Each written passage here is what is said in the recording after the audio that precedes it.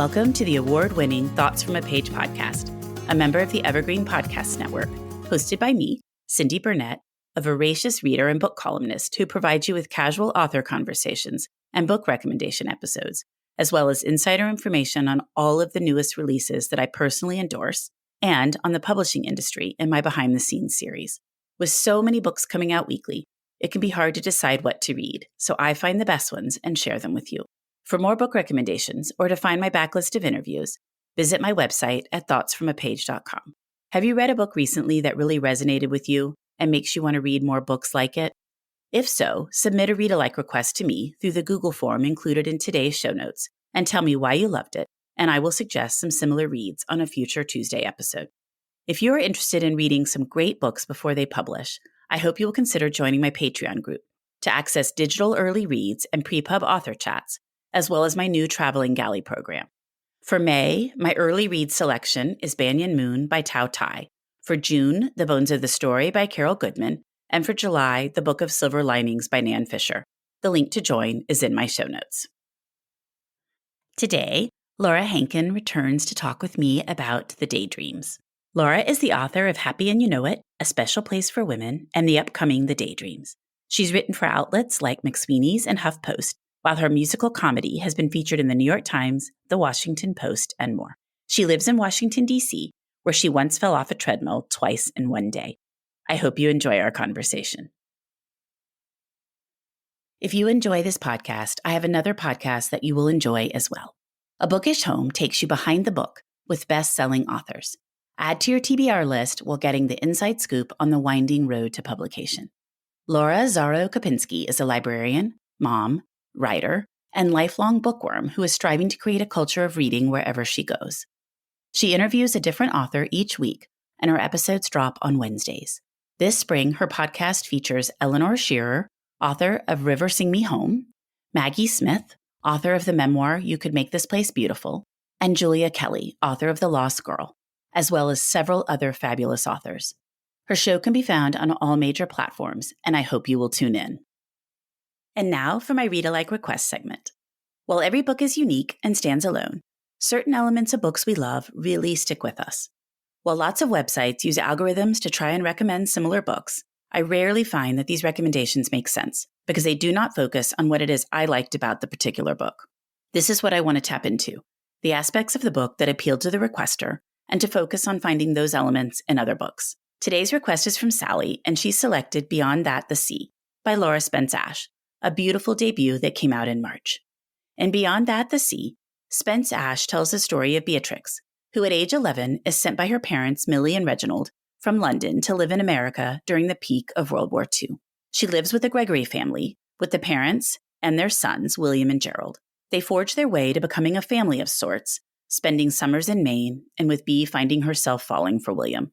Then the war ends, and Bea moves back to London, where she can never quite get settled again, because going forward, she feels caught between two worlds. Sally enjoyed the book because she thought it was beautifully written, and she liked the focus on the concept of home, how we define it, and what happens when people are uprooted when they are young and become comfortable in a new environment only to be returned to their original home or some semblance of it. A number of recent books have dealt with this theme, and it is such a thought-provoking topic, so I was thrilled when I saw Sally's request. My first recommendation is Foster by Claire Keegan. In this Irish novella, a young girl spends the summer with her childless aunt and uncle and gains an understanding of what a caring household looks like compared to her regular existence with parents who don't provide that kind of stability and aren't cut out to parent.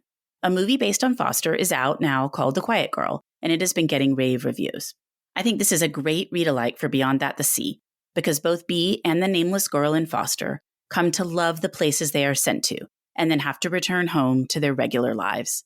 Beyond That, the Sea deals with what happens to Bea afterwards, and in Foster, you're left to imagine what will happen. My next recommendation is Once We Were Home by Jennifer Rosner. This book focuses on the Jewish children during World War II who were sent to live with Christian families for their safety, and then the ways in which they were returned and how that played out after the war. She also incorporates the story of Jewish children who were kidnapped in Poland and raised by German families, as well as those that were taken in by the Catholic Church. With the added layer of religion, this book addresses the impact of uprooting these children, as well as what role family heritage and culture play in a person's life. This is another great example of a book focusing on the concept of home and how what happens in children's formative years will stay with them forever. The last recommendation for a read-alike for Beyond That the Sea is an older book that remains close to my heart, News of the World by Paulette Jiles. As I read Beyond That the Sea, I kept thinking about this book and the similarities in theme. In the aftermath of the Civil War, an aging itinerant newsreader agrees to transport a young captive of the Kiowa back to her family. One focus of the book is the difficulty Joanna experiences trying to assimilate back into her native-born culture, an issue many children captured by various Native American tribes experienced upon their return to their families or towns. Jiles weaves this thread throughout the story and even includes an author's note at the end with additional information on the topic. While what Joanna and Bee each undergo is drastically different, they both develop attachments to their new families and struggle to find their way when they are returned. That makes News of the World a great read-alike for Beyond That the Sea. Two more titles that would also be good read-alikes for Beyond That the Sea are Patty Callahan Henry's new book, The Secret Book of Flora Lee, and Julia Kelly's The Lost English Girl. They touch on similar themes. Thanks, Sally, for submitting a read-alike request, and I hope you enjoy these recommendations. And now, on to my conversation with Laura Hankin. Welcome, Laura. How are you today? I am doing well. I'm so excited to be here talking with you. I'm so glad you're back, and I absolutely loved the Daydreams. I just cannot wait to talk about it. It will definitely be one of my top reads of the year. Oh, you're making me feel great already. Thank you. Well, I'm so glad. I'm telling you, it'll be on my summer reading list. It's one of my May Buzz Reads picks. I'm going to be telling everyone I know that they need to read this book. Thank you. So let's start out with you giving me a quick synopsis of the Daydreams for those that won't have read it yet. Yes, absolutely. So The Daydreams is about the stars of an early 2000s TV show who, at the height of their fame, just combust in the most scandalous way on live TV. And now it's 13 years later. They've all gone in very different directions, but they are forced to come back together again for a reunion special that has the potential to either redeem them or destroy them all completely. So how in the world did you come up with the idea for this one? Well, I will say, like so many other people, I was getting very into the early 2000s nostalgia.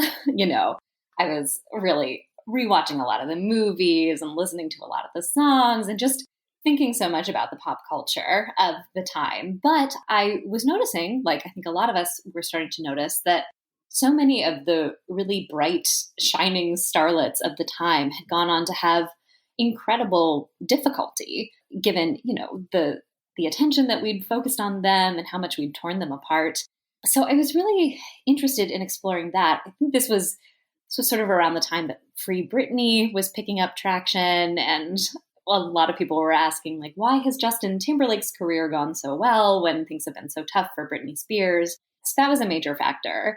And then also, I just noticed that there were so many reunions and reboots happening, and they were so fascinating to me because, inevitably, some of the people who had been on the show or who had been in the band had gone on to have incredible solo careers, and others had not done so well. And I thought that just seemed like such a fun and messy environment to throw a bunch of characters into and deal with all the jealousy and all the other emotions that would bring up. Is the book based on any particular show or group, or did you take inspiration for any particular show or group? I did a lot of research and looked at a lot of different shows and groups, but I didn't want it to feel like it was just mapping a real life one, onto a fictional one. I will say that, for example, something like High School Musical, I think, represents the tone of what the TV show that they're all making is.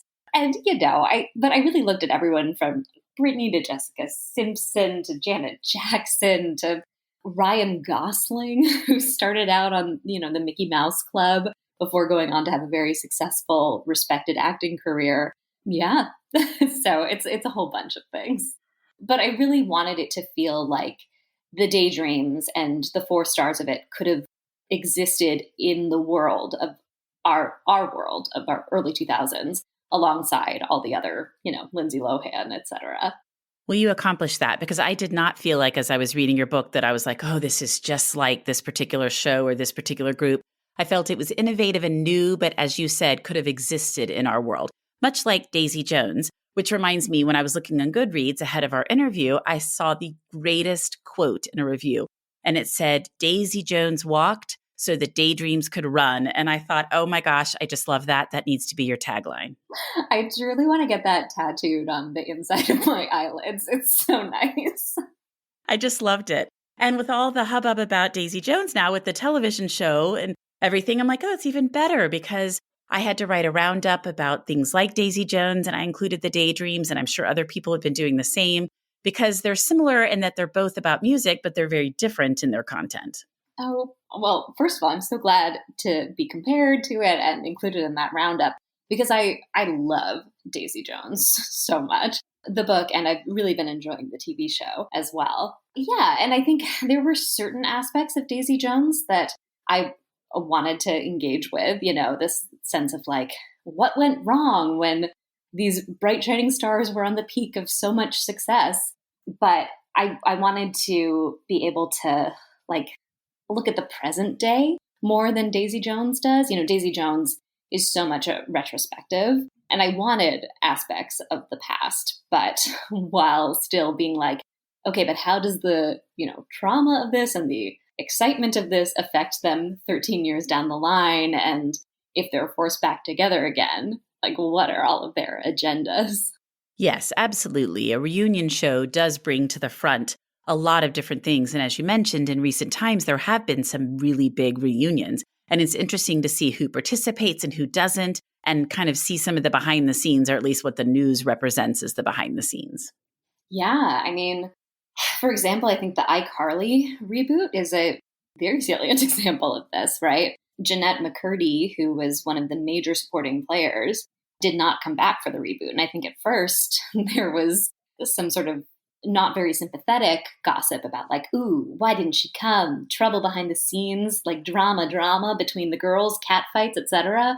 And then she wrote her incredible memoir, I'm Glad My Mom Died, and talked about it and really, I think in like a brutal and honest way, talked about how she never wanted to be a star, and she was sort of forced into child acting, and not coming back for the show was absolutely the healthiest decision for her.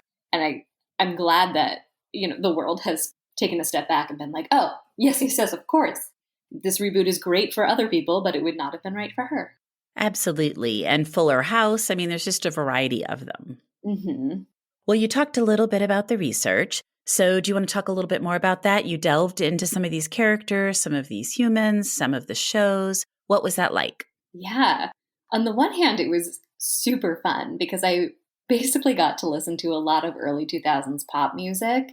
And whenever anybody looked at me a little sideways, be like, this is very important and serious research that I'm doing. I'm getting into the mood.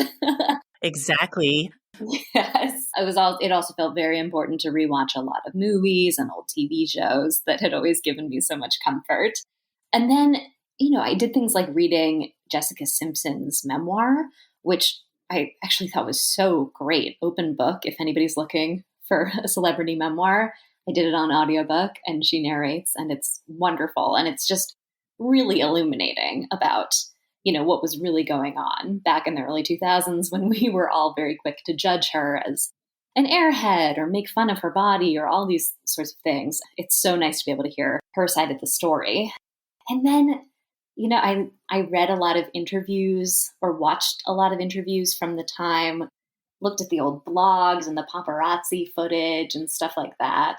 And some of it was really soul crushing. It's kind of unbelievable the way that we talked about these young women back then and thought it was okay. All the fat shaming, the denigrations of people who were going through mental health struggles. It's really rough. It is, and you actually led me right into my next question. There's a lot to unpack in the book. The way the media and execs treat teen stars, really then, but even now, the pressures of being in the spotlight so young, which I think have just gotten worse with social media getting larger and larger in our lives. What happens when a teen star flames out, racism? I mean, there's just a lot of stuff that you take on in a very compelling way in this book. Thank you. I wanted people to be able to read this book on two levels. I wanted you to be able to take it to the beach and devour it and have a lot of fun. with all the juicy drama of it. But then I also wanted readers to be able to think about a lot of these different issues that have always been underlying the like really fun pop culture that we consume. Yeah, and the social media aspect of it all is so interesting because I think recently we've liked to pat ourselves on the back a bit for how we're all so much more enlightened and acknowledge that we were wrong about how we treated these starlets. And we've liked to say like, oh, we're so much better now. We would never be so unsympathetic and unfeeling. But I think social media has really unlocked a whole new way for us to judge people 24/7. And on the one hand, maybe it's good for famous people to be able to control things a little bit more. Like if you have your social media account, at least you can put out the stuff that you want to put out, as opposed to in the early 2000s, it was like the paparazzi chasing you down. You didn't have as much control over your narrative. But yeah, on the other hand, I mean, you can see with people like Selena Gomez and Hailey Bieber and that whole controversy, it can really, really be harmful to these young celebrities. Absolutely. And that's a very valid point about the upside to social media for them being they can try to control the narrative, put out their own press or their own version of what's happening. But also, it just elevates so many other voices, so many haters that before didn't really have a platform. I guess you could comment in the notes to a story online or something. But just to be able to go in and say these horrible, hateful things on Twitter or Facebook or wherever it is, just seems sometimes there's no end to it. Yeah. And any random person now can make a TikTok that unexpectedly goes viral and starts off a whole like trend on the app, people feeling like they need to comment on something. Yes, for sure. But I think you're exactly right that you have this really fun read. I mean, it was so compelling, such a page turner. I just was working my way through it so fast. But there were all these issues that I'm still thinking about. And I read it months and months ago. I read it in like November. You and I communicated then. And I just thought it was fantastic. But I still think about it. And I really think about it when I see a teen star in the news. And I'm like, okay, I got to take what they're saying with a grain of salt, but also just feel a little more compassion for them than I might have before, where I might not have just even thought about it before. Yeah. I mean, I think there's such an impulse to be like, oh, you're famous, so you signed up for this and you can't get too upset about anything that happens to you. But that's not true. I think just because you have the good aspects of fame doesn't mean that it's a total dream come true. And I think so many of us, quote unquote, normal people have no idea how we would feel if like our every move was being tracked and commented upon. And it's got to be so much more destabilizing than we realize. You can't even leave the house without somebody following you, and then they're commenting on you if you're in sweatpants or shorts or some outfit they don't think's appropriate, whatever it is. Yes, I can't even imagine. I'm such a private person that I would be like, everybody needs to back the heck off. But it would be really difficult. Oh my God, yes. And the whole world having an opinion on your romantic relationship. Anytime you were seen with somebody who you could potentially be linked to, just seems exhausting. Exactly. I have not had that many celebrity run-ins in my life, but I remember running into a late night talk show host in New York one time. He was walking down the street and we sort of linked eyes. And I swear we had like this whole moment where in his face I could read him just being like, you know who I am, please don't make a scene. And I was like, nah, I'm going to be one of the cool ones that just walked on by. Give him a head nod. Yeah. Well, how did you decide that Kat would tell the story? Ooh, great question. So Kat, who in the book, she is cast as the mean girl on the TV show. And ever since it imploded, she's like run away from Hollywood. She's a lawyer in DC. She's like really trying to be anonymous until she is dragged back for a variety of reasons.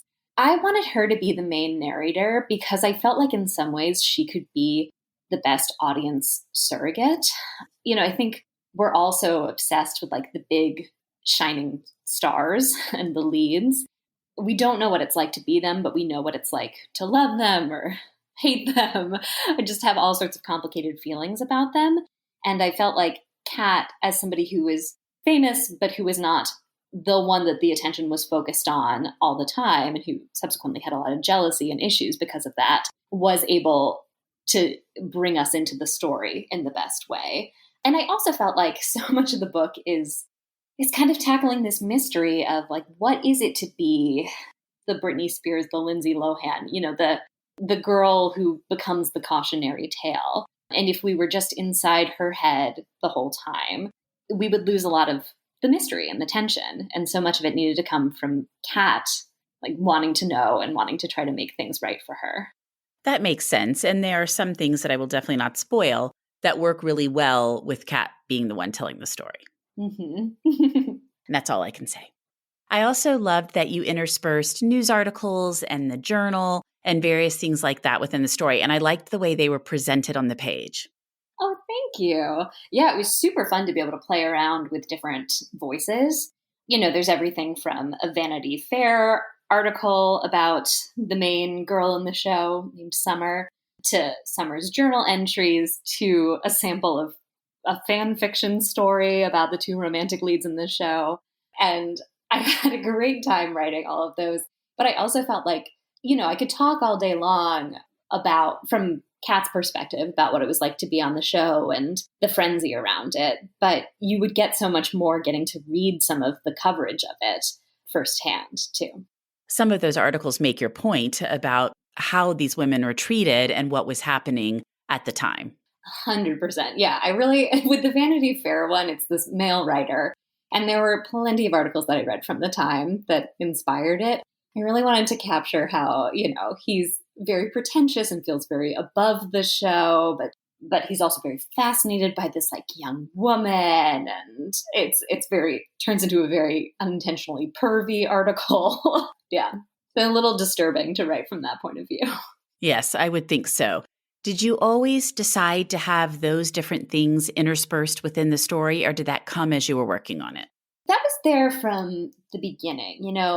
Developing this book, I think I sent the first 3 chapters to my agent and then my editor, and got a deal from that because I have worked with this editor before. And I believe that the Vanity Fair article, or maybe the fan fiction, at least one of them, was in like that very first sample.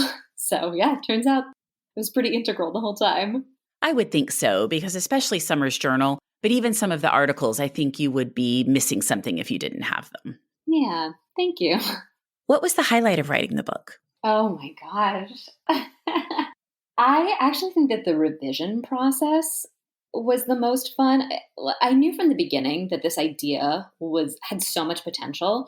And then I think the first draft of it was good, but not great. And there was a moment when I was writing the second draft where something just really clicked into place. I'd been trying to figure out this really important pivotal scene. It was like a little bit boring in the first draft. And I had like this long talk with my husband. We were just talking it out and suddenly realized where I could reset it and how that would open up all of these new possibilities.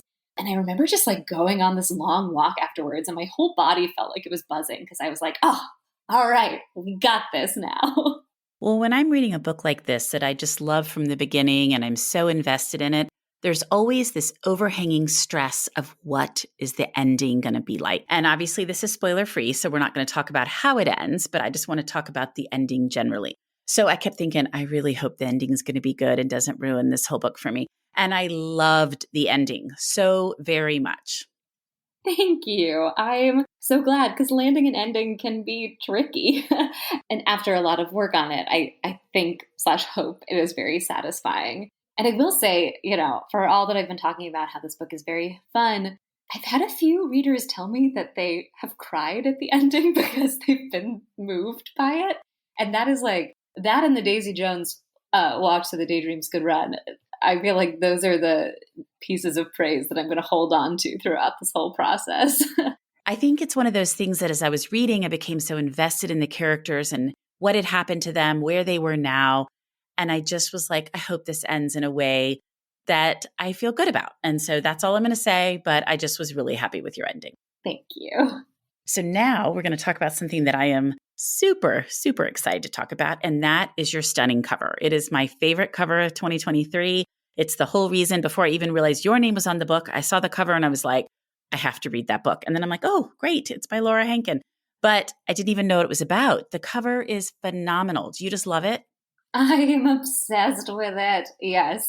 The cover design process can take a little while sometimes, and we had seen a few other options that had very good elements to it. But then this one landed in my inbox, and my agent called me up, and her team, and we were all just like, yes, it's perfect. Go. Yes. Do you know if they staged it? I'm actually not sure. I think my guess is that it's like stock photoshopped as opposed to they hired models, but I can try to find out. Oh, it doesn't really matter. I didn't even know that people hired models for covers until maybe like 6 months ago when somebody was talking about it for their cover. And I was like, oh, I knew stock photos were used a lot, but I didn't realize that the other could be done. So I just wondered because it is so perfectly done. And I've seen several people say that they think it looks like Jeanette McCurdy, which I thought was kind of interesting. I know it's not. And I didn't really think it actually looked that much like her. But it's interesting because after we talked about her book is, one that makes you think about your book. I thought, that's really interesting. Oh, that's fascinating. I hadn't heard that before. To me, she sort of looks like Emma Stone with like long hair. I'm not even sure who I think she looks like other than the perfect fit for your book. Yes. Yeah, I'm equally obsessed with it. Every time I see it again, I'm like, oh, I just love this book. And that is such a great cover. Yeah. Cover designers are really talented people. They are, especially at Berkeley. Yeah. So what about picking character names? I'm always interested in how authors pick names, but I think with a story like this, there's really a particular issue with the names that you're going to pick. Did it take a while to land on some of them? Some of them, yeah, because I think you want them to sound like they could be celebrities, Right. And celebrity names often have this kind of ineffable quality, but you also don't want them to sound too heightened. Yeah, so I think my naming process is not particularly a science. I kind of just walk around and think about names until I'm like, yeah, that seems right. And then if at some point during the course of writing the book it seems wrong, I'll change it. But this one, the names were pretty locked in from the beginning. I don't think I changed anybody's names. But yeah, especially I think with this book, as I said, you want it to sound like it could be a celebrity, but you don't want it to sound like a pre-existing celebrity. I would think it would be really tricky to have landed on the right names. Mm-hmm. Yeah, it was. Especially for some, the main girl, Summer Wright. Like, the name needs to carry a lot of weight. It does. And Noah's name as well. Yeah, Noah Gideon. Like, these are the names that are going to be on posters and in magazines. So. And household names, like everybody knows them. Exactly. They should roll off the tongue to a certain extent. Exactly. And sound like somebody famous. Mm-hmm. Is there a particular scene in the book that really stands out to you, one that you enjoyed drafting? I will say that, there's a scene very early on. I don't think it's a spoiler because it's probably chapter 3 or 4, where Summer comes back to convince Kat to do the reunion, and they go and do some karaoke together with strangers. And that scene was just so fun to write and came so early. I think that was the moment where I was, for the first time, really like, okay, I get what this book is. What about coming up with the name of the band, the Daydreams, and then using that as the title? What was that process like? Yeah, so the Daydreams is the name of the TV show. It's also the name of the band that these characters form in their high school. Sort of like Hannah Montana is the name of the TV show. It's also the name of the character who's a pop star, or Daisy Jones and the Six. Big Time Rush. That was the other one. Big Time Rush is the other one I was thinking about because my kids loved Big Time Rush. So it's another one like that. Oh, yeah. Yeah, so I wanted to play into that grand tradition. And the Daydreams, what I liked about that is that it feels sort of innocent. This TV show is supposed to be quite innocent, and it's aimed at preteens and teens. And I say very early on, it's these teenagers in the TV show are living in a world where, it seems like alcohol doesn't exist and babies are delivered by stork. So I wanted it to have that innocent, wholesome ring to it, but that could also be a little bit twisted or perverted by the wrong people, oh, these teens are daydreaming.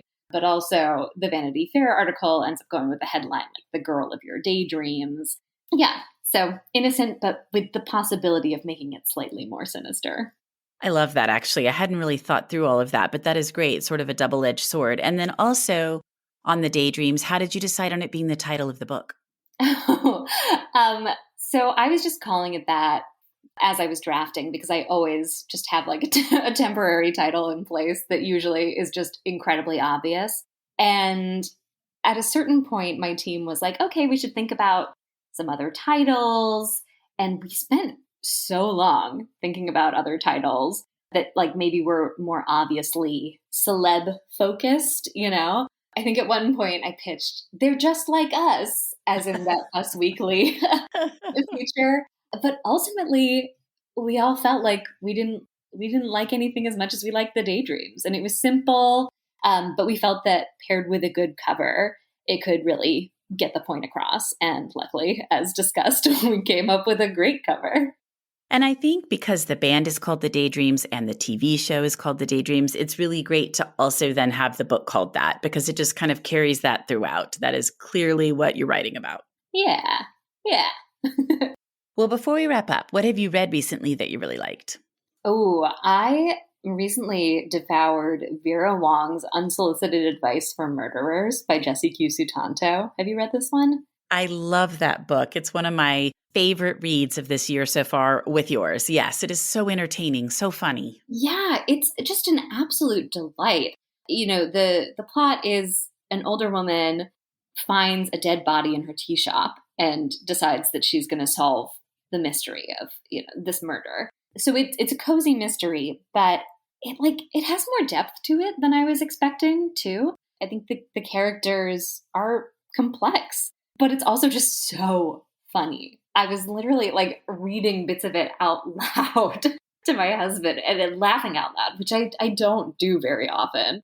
I'm more of an inward chuckler, you know? She's just the funniest character. And I love that she names her tea shop Vera Wang because she's like, I want the name recognition. And there's just so many different hilarious things. That's a very entertaining story. Yeah. And I don't know if you saw this, but they just announced that it's going to be made into, I think, a TV show by Oprah and Mindy Kaling, which seems perfect. I agree completely. I was like, okay, who would you want to take your book and develop it? I'm like, Oprah and Mindy Kaling. Yes, no, that will be so well done. I just saw that a couple days ago. It's very exciting. And I was thinking, I think your book would be so perfect to be developed. Oh, thank you. Fingers crossed. Exactly. I'll be sending very good vibes. Thanks. Funnily enough, in a similar vein of like older woman searching for a purpose in her life, I also read right around the same time How Not to Drown in a Glass of Water by Angie Cruz, which is about a woman who is out of a job. And so she has to go through these 12 sort of sessions to talk with a job counselor about like what might be the next step for her. It's a government program. And it's written almost entirely as her just talking to her interviewer. And it's so good. The character just leaps off the page. And it's funny, but also heartbreaking. And I really recommend it. Okay, that is so funny that you mentioned that book because it was one of my favorite books of last year. But my friend Kelly Hooker, who's Kelly Hook Reads Books, I don't know if you know her on Instagram, she and I were talking and she was saying how much Vera reminded her of Cara Romero. And I was like, I'm not sure I would have ever connected it up, but they really do remind me of each other because they're very strong women. They have a way of doing things and they've had, hard things happen to them. So I thought that's a great analogy, but that book is amazing. And it's another one that I've heard is a phenomenal audiobook. I read it, but I've heard the audiobook's amazing. Yeah, I almost regret that I did not do the audiobook. And just the format. I always really like clever formats and the way that one is done where she just comes in and starts sitting down, treats the job counselor like her therapist and just starts telling her everything. And then all the forms that are in it, much like yours where there's different things that kind of interrupt the regular storyline. I think that that's so great. And I love seeing it in more and more books. Yeah, I'm such a sucker for that kind of format. And I feel like in some ways we have Taylor Jenkins Reid to thank for it. I don't know if it's entirely her, but I think with Daisy Jones doing it as an oral history, that really kicked off some other people experimenting a little bit more because it was such a popular mainstream book. I hadn't really thought about that, but I love that book, obviously, as we've been talking about. And that's one you said the audiobook is so good before we were recording. I keep hearing that, so I need to also listen to that one. But that's interesting. That's what I liked so much about Daisy Jones was the format. So maybe that is right, that she kind of kicked that off. Yeah. I mean, I know nothing. I kind of pulled that out of my butt. So like, I hope I'm not denying credit to anybody else who may have kicked this off as well.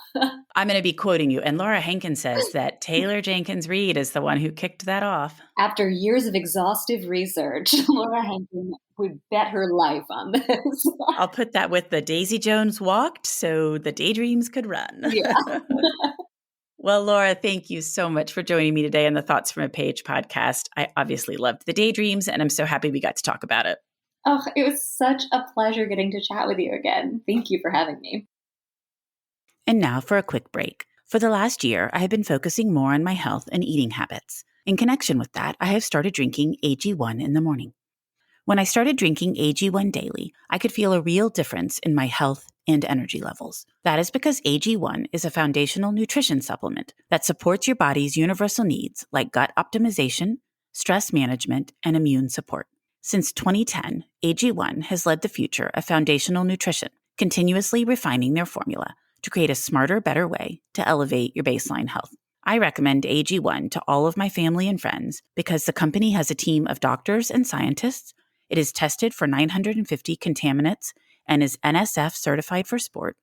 It is formulated based on the latest science, and it maintains high quality standards. Thanks AG1 for sponsoring my show. AG1 is a supplement I trust to provide the support my body needs daily. If you want to take ownership of your health, it starts with AG1. Try AG1 and get a free 1-year supply of vitamin D3K2 and 5 free AG1 travel packs with your first purchase. Go to drinkag1.com/thoughtsfromapage. That's drinkag1.com/thoughtsfromapage. Check it out. And now back to my show. Thank you so much for listening to my podcast. If you like this episode, and I hope you did, please follow me on Instagram at thoughtsfromapage. Consider joining my Patreon group to access bonus content and support the podcast. Tell all of your friends about the show and rate it or subscribe to it wherever you listen to your podcasts. I would really appreciate it. The book discussed in this episode can be purchased at my bookshop storefront, and the link is in the show notes. I hope you'll tune in next time.